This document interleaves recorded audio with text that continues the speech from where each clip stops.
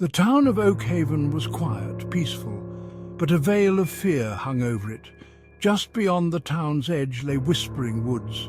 The woods were ancient, the trees gnarled and twisted. Legend told of travelers vanishing in the woods, their screams swallowed by the rustling leaves. Some whispered of voices that lured people deeper into the woods, never to be seen again. The townsfolk avoided Whispering Woods. They warned their children to stay away.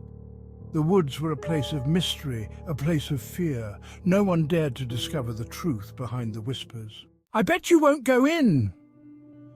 Max shoved Chris, his eyes twinkling with mischief. "Yeah, you're too scared." Erin giggled, her eyes sparkling with excitement. Chris, Max and Erin were best friends, always up for a challenge. They stood at the edge of Whispering Woods, daring each other to enter.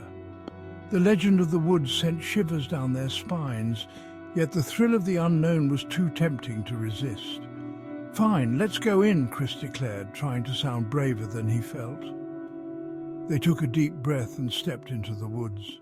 The woods were darker than they imagined. The trees, thick and tall, blocked out the sunlight. The air grew heavy, filled with the scent of damp earth and decaying leaves. They walked deeper, their footsteps muffled by the soft ground. "Did you hear that?"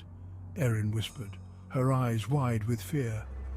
A rustling sound came from the bushes behind them. They stopped, their hearts pounding in their chests. "It's probably just a squirrel," Max said, trying to sound confident. But even he couldn't ignore the feeling of unease that settled over them. They continued walking, their breaths shallow, their senses on high alert. The whispers started again, faint at first, then growing louder. "Help me!" a voice cried out. The friends stopped, their blood turning to ice. It was Chris's voice. They whirled around, searching for their friend. "Chris, where are you?" Erin screamed, her voice echoing through the silent woods, but Chris was gone. Panic surged through them. They called out for their friend, but their voices were answered only by the rustling of leaves. They stumbled through the woods, their fear growing with every passing moment. Then it was Max's turn to disappear. "Max!" Erin shrieked, her voice raw with terror. She was alone now, surrounded by the whispering darkness.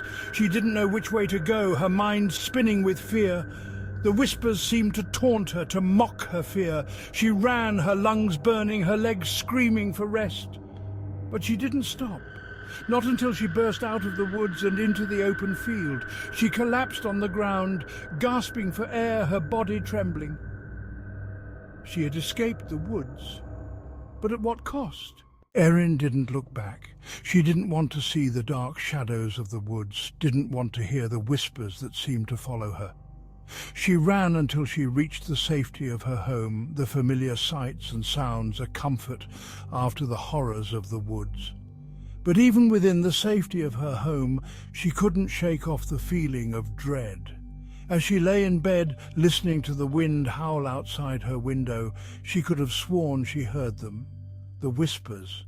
They were faint, almost inaudible, but they were there, and they seemed to be getting closer.